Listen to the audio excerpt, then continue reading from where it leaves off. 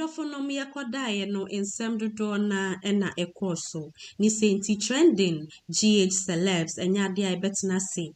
Nti yede nsem no eba mabuboa no na yehwe nsem ni mu no yetumi hu se yankasa ye President John Dramani Mahama ena chese wa appoint 23 ministries se omone no enye ejuma na emboa na the president akwentu ya utu no etumi aye 13. Yefiri also ano afa 16 persons se omumbedi jume bi emfa mboa no na ne presidency akwentu no etumi akonenim senia openo. Inti adofonom yebekọ ne akwakohye 23 ministries nkofo a omudin ewom ene sisi ano jumedi a omubabe didi aboa Ghana.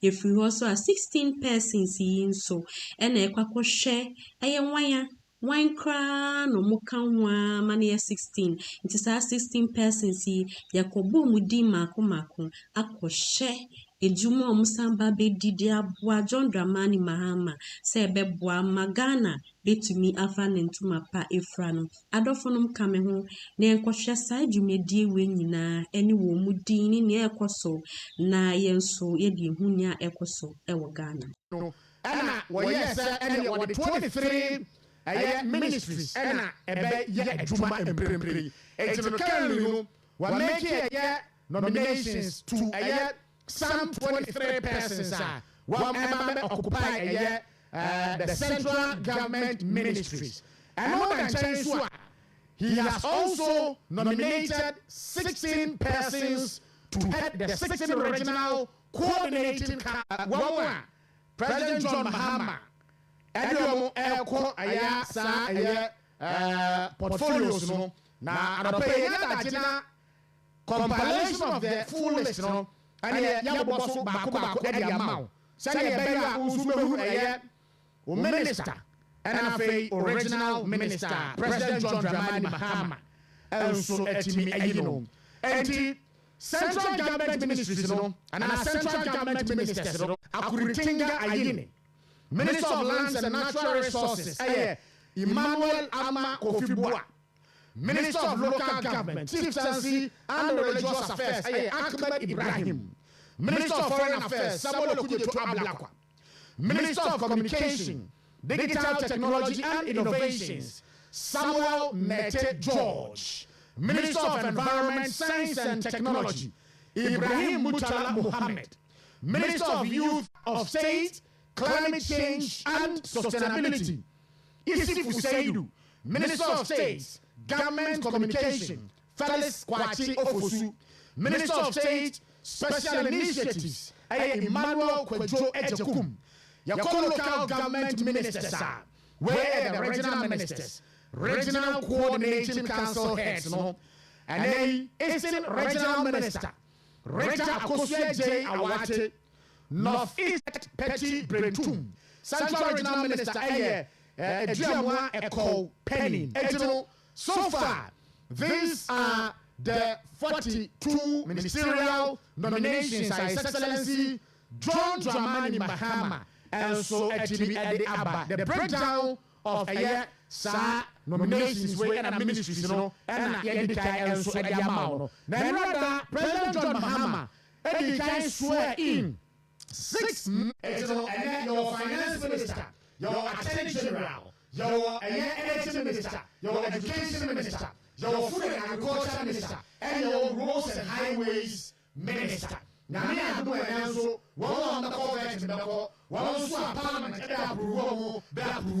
now say, now President Mahama, and I swear, what I approve in as ministers into office. And to so far, near Echo Alliance, and Emma, President John Mahama say, "What you go to tomorrow, and we campaign as your opposition leader then, and someone who can defy the fight against the government and NFA, you can say corruption in this country.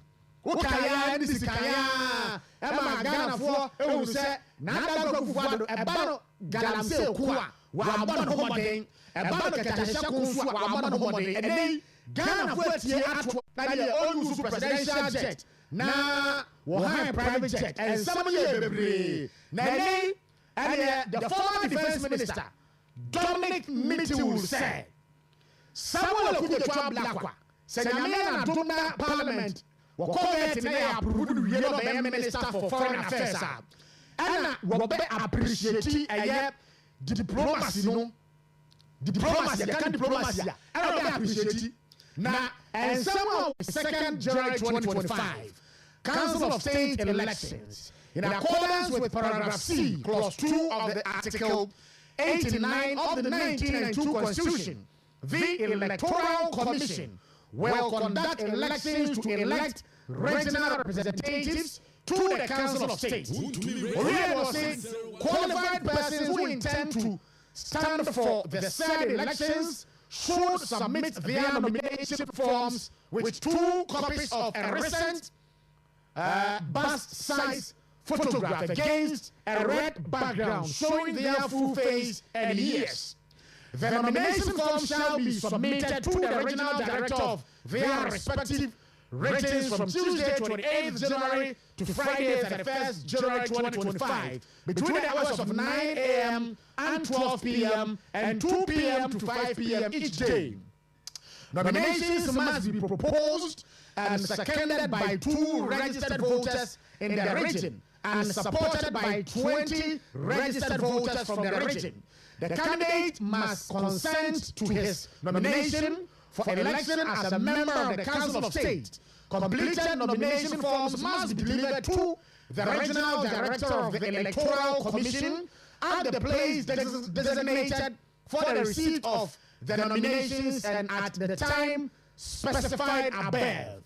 Copies of the nomination forms shall be downloaded from the Electoral Commission's website, that is www.ec.gov.gh, and completed in triplicates. The elections will be held in all regional capitals on Tuesday, 11 February 2025, at venues to be determined by the Commission. Thank you. Signed, Mrs. Jane Mensah, Chairperson, Electoral Commission.